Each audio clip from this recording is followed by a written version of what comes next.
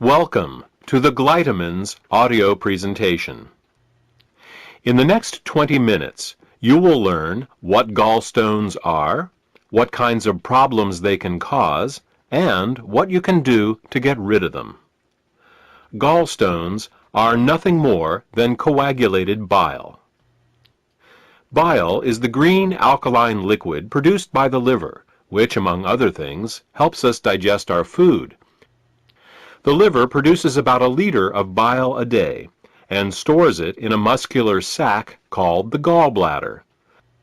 The gallbladder then squirts this bile down a tube called the common bile duct into the small intestines to mix with the food that comes from the stomach. Well, that's what's supposed to happen. Unfortunately, with nutritional deficiencies and exposure to certain toxins, bile can thicken and form what is known as biliary sludge. When this biliary sludge forms, it makes it very hard for the gallbladder to get the bile into the small intestines. It's like trying to squeeze glue through a straw. It is out of this biliary sludge that gallstones are formed. Gallstones and biliary sludge disrupt the normal flow of bile, causing 3 different types of problems. The first set of problems is related to not getting enough bile into the intestines. The second set of problems occurs when toxins, unable to leave the body through the bile, back up and accumulate in the liver and the bloodstream. The third set of problems occurs when the bile, unable to get into the intestines, backwashes into the pancreas and liver. Let's start with the first set of problems and consider what happens when the bile becomes too thick or full of stones to reach the intestines in required amounts. The first thing that bile does in the small intestine is to neutralize the acidity of the food coming out of the stomach. In order to disinfect and digest the food that we eat, the stomach secretes hydrochloric acid. Did you ever wonder why the stomach doesn't digest itself? It's because the stomach has a special mucus layer that protects it from this hydrochloric acid. But the small and large intestine have no such protection. Instead, they rely on bile. Bile is a very alkaline substance, and when it comes into contact with the acidic food from the stomach, the acids are neutralized. If bile can't get into the small intestine in required amounts due to biliary sludge and gallstones, then stomach acids in the food are never fully neutralized. They can cause acid burns along the entire length of the small and large intestines, all 30+ feet of them.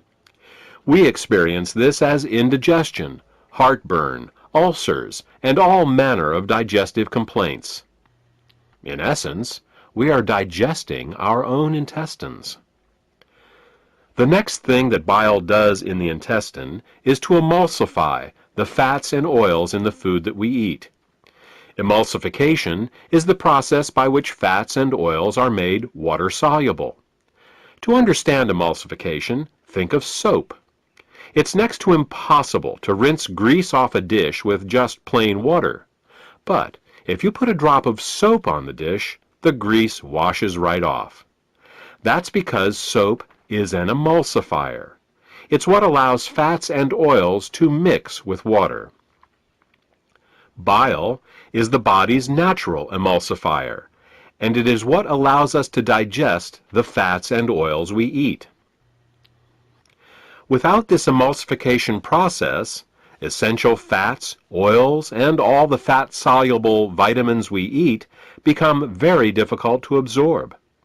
Without adequate bile in the intestines, a person can end up suffering from malnutrition, regardless of the quality and/or quantity of the food that they eat. If eating fats and oils gives you indigestion, or if you have difficulty with food absorption, it could be due to biliary sludge or gallstones. The next thing that bile does in the intestines is to stimulate Peristalsis.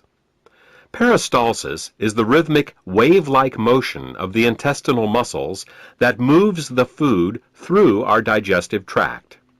If you don't get enough bile into your intestines, you're bound to be constipated, no matter how much fiber you eat. Some people have the misfortune of experiencing alternating constipation and diarrhea. This can be a very confusing experience, but the cause can be quite simple. Without sufficient bile, the hydrochloric acid-rich, partially digested food just sits in the intestines with no peristalsis. Thus, a person becomes constipated, but at the same time his or her intestines are being burned. When enough acids build up and the intestines can't take it anymore, they purge themselves with a bout of diarrhea. Then, with the acids evacuated, the process starts all over again. If you are experiencing problems with constipation, diarrhea, or both, biliary sludge and gallstones could be the cause.